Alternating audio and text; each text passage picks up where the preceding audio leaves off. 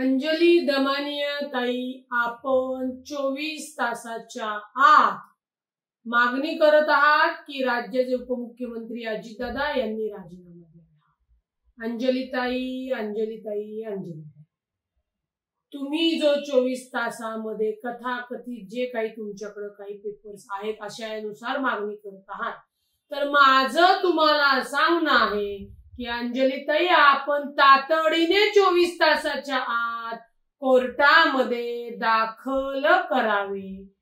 विषय असा आहे अंजली ताई की तुम्ही सातत्याने येऊन जे काही माननीय अजितदादांवर आरोप करत आहात त्याच्यासाठी तुम्ही आता देशाचे गृहमंत्री माननीय अमित शहा साहेबांची भेट घेणार आहात। निश्चित तुम्ही अमित शहा साहेबांची भेट लोकशाहीच्या माध्यमातून घेऊ शकतात, परंतु कारवाई जी काही होणार आहे ही मेहरबान कोर्टाचे जे पुरावे तुम्ही तिथे दाखवताल त्याच्यानुसारच।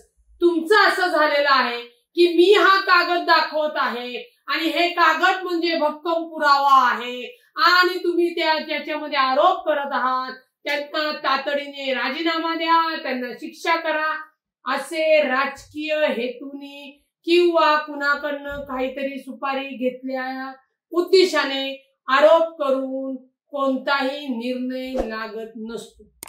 अंजली ताई, मी पुन्हा एकदा तुम्हाला सांगते, माध्यमांसमोर तुम्ही आर्ग्युमेंट करण्यापेक्षा तुम्ही हे तुमच्याकडनं जे तुम्हाला वाटतात बक्कळ पुरावे आहेत हे घेऊन तुम्ही कोर्टामध्ये दाखल करू शकता, परंतु तुम्ही माननीय अजितदादांचा सातत्याने जो राजीनामा मागत आहात तर तो राजीनामा देण्याचं बंधन हे ना राज्य सरकारवर आहे ना माननीय अजितदादांवर आहे। तुम्ही देशाचे गृहमंत्री माननीय अमित शहा साहेबांकडे जरी गेलात तरीही देशाचे पंतप्रधान साहेब असू द्या, देशाचे गृहमंत्री साहेब असू द्या, राज्याचे मुख्यमंत्री साहेब असू द्या, राज्याचे उपमुख्यमंत्री साहेब असू द्या, हे संविधानानुसारच कायद्यानुसारच चालणार। कोणीतरी येणार स्वयंघोषित सामाजिक कार्यकर्ता म्हणून, हे माझ्याकडे भक्कम पुरावे आहेत म्हणून, किंवा लोकशाहीने स्वातंत्र्याचा जो काही तुम्हाला अधिकार दिलेला आहे पण त्याचा जर गैरवापर होत असेल आणि त्याच्यावरनं जर तुम्ही आरोप माननीय अजितदादांवर करत असाल तर तुमच्या त्या आरोपाला कोणतीही किंमत नाही। त्याच्यामुळे माननीय अजितदादांनी याच्यामध्ये सांगितलेलं आहे, कोणताही घोटाळा झालेला नाही, कोणतेही बेकायदेशीर कृत्य माननीय उपमुख्यमंत्री हे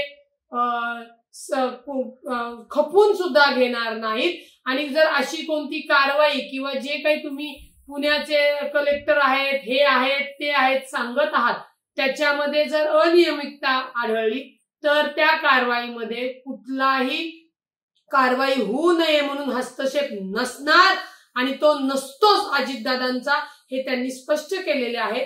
त्यामुळे आपण अंजलीताई जी काय मागणी करत आहात ती मागणी मला वाटतं उलट तुम्हीच 24 तासाच्या आत कोर्टामध्ये धाव घ्यावी आणि तुमच्याकडे तुम्ही केलेले आरोप हे पुराव्यानिशी सांगावे, तरच तुम्हाला अधिकार आहे। तुम्ही म्हणता म्हणून कोणीही राजीनामा देऊ शकणार नाही, आम्ही त्यांना राजीनामा देऊन देणार नाही, हे आपण लक्षात घ्यावे।